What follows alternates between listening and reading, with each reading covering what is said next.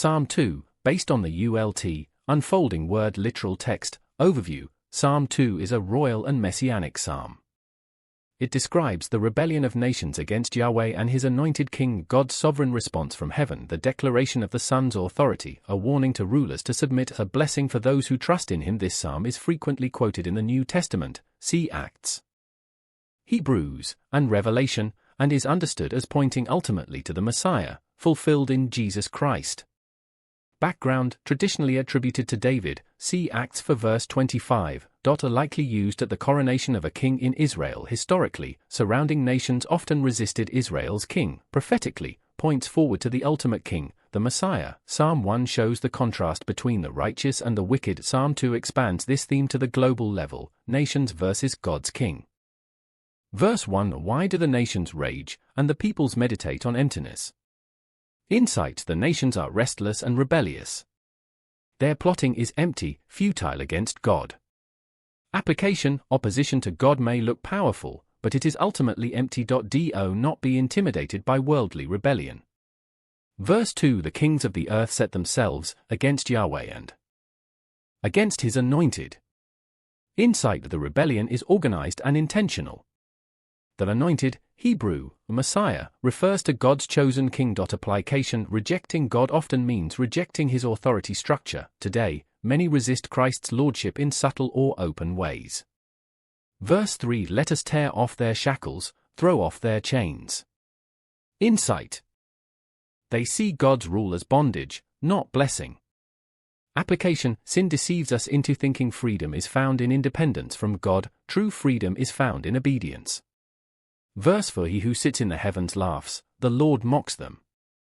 Insight: God is not threatened. He is enthroned and sovereign.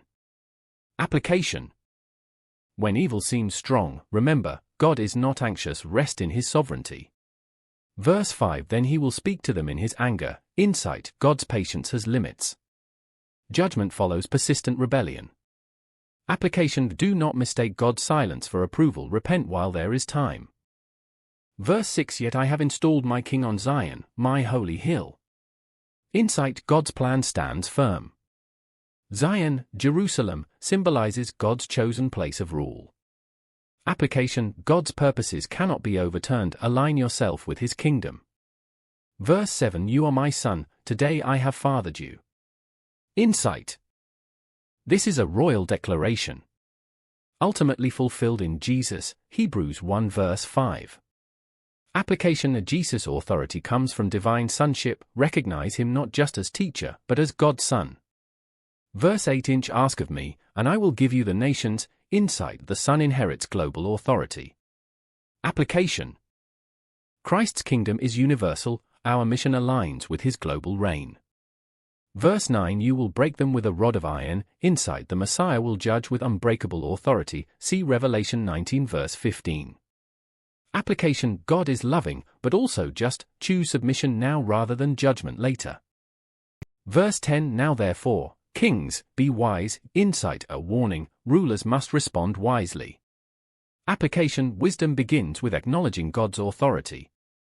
Verse 11: Serve Yahweh with fear, and rejoice with trembling. Insight: reverence and joy go together. Application: healthy fear of God leads to deep joy, not terror, but awe. Verse 12: Kiss the Son. Blessed are all who take refuge in him.